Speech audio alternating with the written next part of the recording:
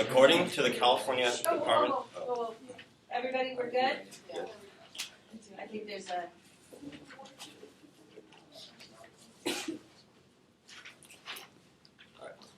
According to the California Department of Education, only 66% of students with disabilities and 68% of English learners graduated from high school in 2018, falling behind the 2018 graduation rate of 83%. Now, high-need students in California are at an economic disadvantage. Their test scores are low, and they're very unsuccessful in most of their academic resources. And high-need students are those who are in low-income situations, English learners, homeless, or in foster youth programs. And so the state's current funding won't help them and isn't helping them. And so that's why the upcoming fall 2020 ballot vote for increasing the funding proposal is huge. Now, the reason why I selected this topic is because my dad is a teacher, and throughout my life he's been telling me stories of how there's resources and programs for the high-need students aren't working, aren't helping them. And just growing up with them, it just really struck a chord with me.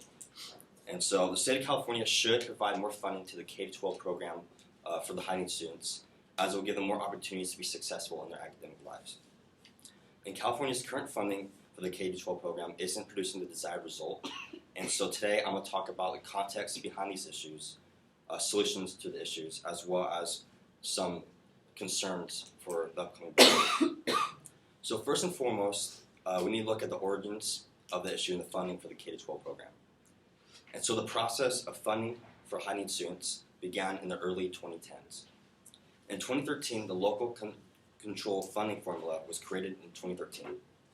Their goal was to simplify school funding and provide additional funding for high-need students in the K-12 districts. And then in 2015 and 2016, the California state budget had more money, so they can spend more money into these K-12 programs. In Henry Tran's 2015 article, California, published by the University of Illinois Press, talks about the state's revenue increase in 2015, and that the budget will provide an increase of $6 billion for the state's local control funding formula, on top of the $47 billion last year, representing an average of about $1,000 per student. Now, while there is an increase in funds per student over the last couple of years, the state funding is below the national average. In Children Now's 2018 article, California Children's Report Card, the writers include a statistic that states that while the U.S. spends about roughly $12,000 per student, California spends only about $10,000. And so the fall ballot can push that national average up and give the high-need students an equal access and opportunity for resources like every other student in the nation.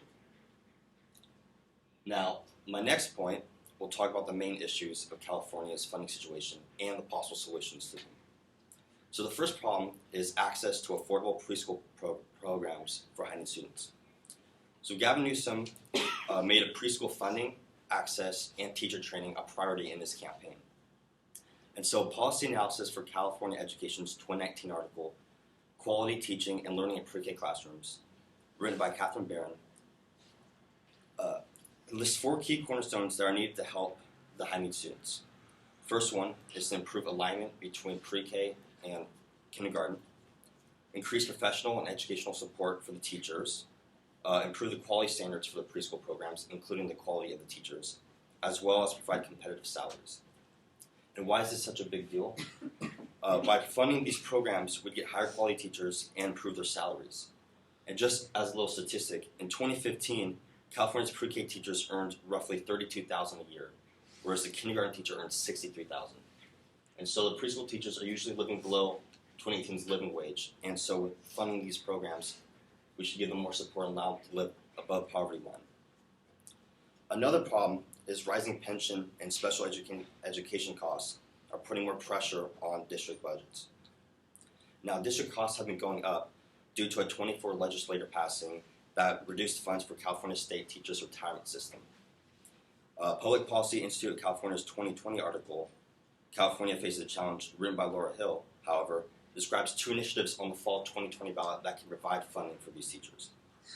The first initiative will tax commercial and industrial property based off current value rather than the purchasing price, generating between $3 to $4.5 billion annually for K-12 districts. Another initiative will authorize $15 billion for the building and repair of K-12 districts and college facilities. And this will cut pressure off the district budgets, allowing more funding to be spent on the K-12 programs itself rather than worrying about where the money's going to come from. Now, my last point will discuss why people wouldn't vote for the funding of K-12 districts in the upcoming ballot. And so policymakers for a while have been dealing with the early child care education system with a broken viewpoint, thinking that only improving access and affordability alone should improve the system. However, though, the ECE system is funded by teachers, and due to the low pay and low support in the state, the system hasn't been improving for a while now. An Economic Policy Institute's 2019 article, Breaking the Silence on Early Child Care, written by Elise Gould, writes about the low pay that pre-K teachers earn, stating, California early educators are paid a median wage of just $13 an hour, meaning that more than 70% of California workers are paid higher wages than teachers of young children. And so the article also states that the annual cost of an effective ECE system would cost between $29.7 to $75.4 billion. And so by voting for this ballot and for this proposal, we should make more good progress on pushing these early educators out of poverty and helping them find a better quality training program so that they can teach our kids in a more effective way. Now, the next issue was Governor Newsom's Cradle to Career education strategy hasn't had a lot of support from Californians.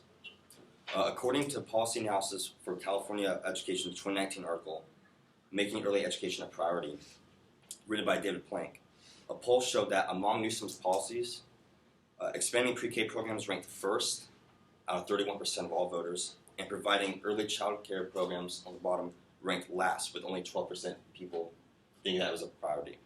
And 47% of all voters supported funding pre-K and ECE systems. Now, passing of the proposals on ballots are up in the air, which is why the upcoming fall 2020 ballot is so crucial for funding for K-12 districts. Now, in conclusion, K-12 funding in California should be increased because it will give the high-need students more access to better academic resources, while also providing pre-K teachers better quality education and a better salary. Now, according to the California Department of Education, only 66% of students with disabilities and 68% of English learners graduate from high school. With this vote, I hope we can change that. Thank you.